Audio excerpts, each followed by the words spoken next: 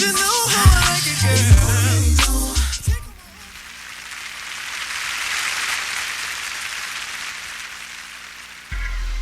Well, damn, let me get my headphones. They're all the way over here. Oh, man, it's Advice Hour on the Wendy Williams Experience. Hello. Hey, Miss Wendy. How you doing? It's Bernal. I'm doing well. Good. Okay. It's a long story, but I'm going to make it real short and sweet for you, okay? Okay. My brother, he's 28 years old, has 4 children by 4 different women. But that's neither here nor there. Wow. Okay? This heifer called my mother yesterday, okay? Some chick, I don't even know, whatever. She's like, his name is Keith. Yes, I'm putting him on blast. Mm-hmm. She was like, hi, can I speak to Keith? My mother's like, well, he's not here. Her name is Antoinette. It was her sister. Mm-hmm.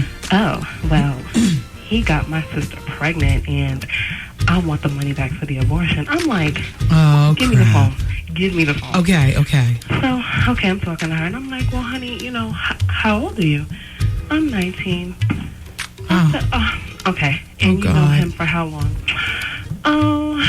Less than a year. I said, okay. I said, okay, so you're 19, you don't know no better. Okay, let me explain something to you. When you let a man lay up in you raw that you don't know. Okay, wait. Does she know that he already has 4 kids by 4 different women? I guess not. Did you tell her? I did tell her, and she was like, I didn't know that. Mind you, okay, but wait, this is the funny part. I said, honey, so what you want, like $500? You want like, what, $250 back? She said, yeah. I'm like, well, hon, do you have a receipt? Excuse me? I said, do you have a receipt? When you purchase goods and services, they give you a receipt. Do you have one? Mm-hmm. Oh, hell no. So she puts her sister on the phone who tries to get gangster with me, and I'm a grown-ass woman, okay? So she starts getting loud, and I'm like, well, look, I'm not talking to you. Why is your brother who's 28 living at your mother's house? Exactly, but here's the funny thing, Miss Wendy. He really don't live there. He's shacking up with some chick, another dumb chick, whatever. So I'm like, well, he doesn't even live here. He doesn't. I said, see, that's how you know you're the side chick, because if you would have known that, you wouldn't be calling here. Right? So in essence, I told her, look, you spent the best $500 you've ever, you know what I'm saying? You did the best thing. Yeah. Did you want to be number 5? But I want my money back. Here, I'm going to take him to court. I said, okay, go in front of the judge and ask the judge for $500, and he's going to laugh at you. So what's your question? Do you think I'm wrong for No. telling her? No, but I think that what you needed to do is follow it up with a telephone call to your trifling brother and let him know he can keep his mess where? Out there. Not in your mother's house. Not in your mother's house. Thank you. That's my whole thing. If you're going to do dirt, do it in your own house. And keep the heifers from calling your mom's house. Okay, but here's the funny, Miss Wendy. The heifer showed up at my house with a receipt. I fell out. Oh, shut up. Like, okay, hold on now. Shut up. I'll pass the message along, but that's all I can do for you. Crazy, that's it. Your brother's really the one who's in the wrong. Such a whore. Yeah. All anyway. right. Thanks for calling. Thank you. Bye. All right. Dear Wendy, I'm a 32-year-old mother with an 11-year-old daughter. My child's father was murdered 5 years ago. At the time of the death, we had been together for 10 years. We were both 26 when he died. We lived together, but we weren't married, but it felt like I was burying a husband at the time, Wendy. I wouldn't say we had a perfect relationship, but the drama was basic young people's relationship drama. No extra-ish, other women calling the house, none of that. But all that changed the day he died, or should I say, the day of his funeral. I left the funeral with a whole different picture of my boo when I went there. I couldn't just go there and say goodbye to him and that be it. Wendy, the funeral turned so ghetto, I couldn't believe it.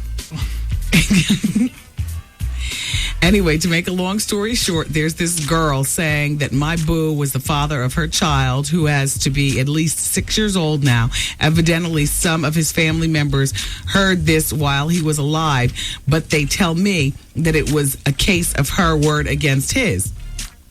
The first I heard of this was at the funeral / wake. Wendy, I was so angry at this man. And 5 years later, if I think about it, I still feel that anger like it just happened yesterday.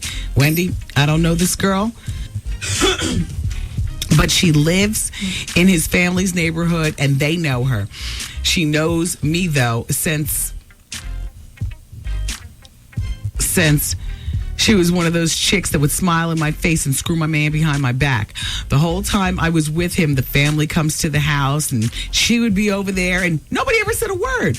Now, now after his death, she's looking for some kind of recognition of her child. Wendy, I don't know if his family that lives in the hood has accepted the child or not, but I don't know that his mother is accepting of the child either. But the mother is claiming, the mother's claiming that she won't accept the child because let me just get to the bottom damn line, because the child needs recognition. So is that what you're asking me? Let me see. Of course, people want to come and tell me they heard after the fact that he was dead about this child. I'm like, don't come to me now, because I really don't want to hear that ish. Blah, blah, blah, so on and so forth. Right to mourn, blah, blah, blah, blah, blah. I'll go to jail if somebody intentionally tries to hurt my baby. Look, the man, your baby's father, has passed on. I'm sorry to hear that. You all were never married, so therefore it's not like there's some sort of divvying up of any advice or insight would be greatly appreciated. Yeah. Suck it up and move on with your life. He might have had another child out there. I mean, you can't go screaming after DNA and whatnot. It's a little late for that.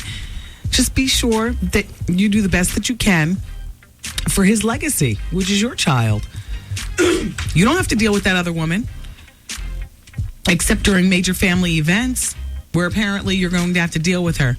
And maybe if your brother has some sort of auntie or something like that, or some sort of sister who can, swoop down and scoop your child up and take them to family events over there, because I understand the bitter part of it.